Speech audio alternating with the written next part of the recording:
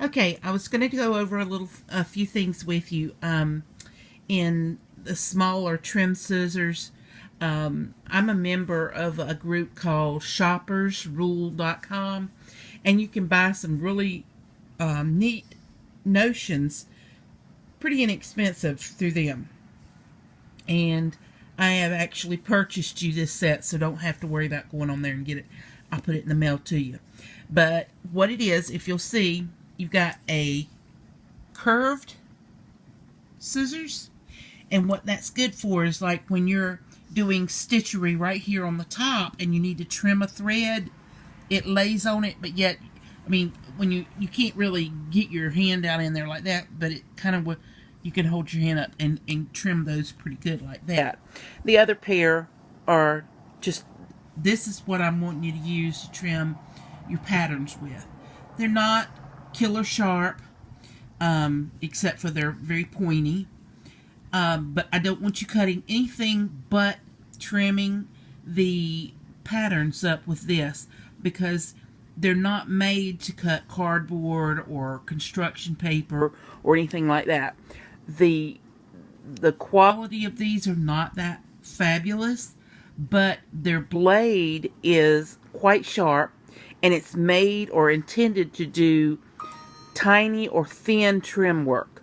So if you're going to use this for your pattern trim, and when I say that, all your patterns, you need to trim them and cut them out when you get them and they're new, before you put them on your fabric. So those are perfect for being your trim scissors for your patterns. These are for trimming up strings. The other thing that I've got you here is, this is a seam ripper and a nipper all in one. And it's spring action. It's stainless steel. And it's the deadly weapon. So this needs to make sure that you keep this out of the hands of the little ones. Very, very sharp. And what this is for, if you'll see, this is a very thin to the edge point.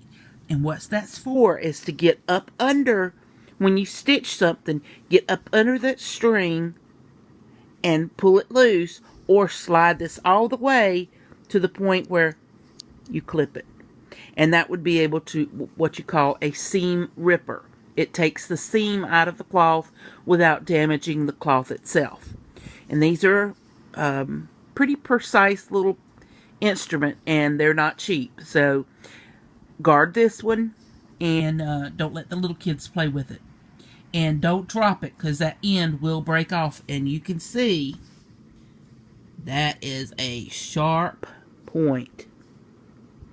Okay, well, this ends this one on your small scissor tutorial. Hope you enjoy. Love you bunches.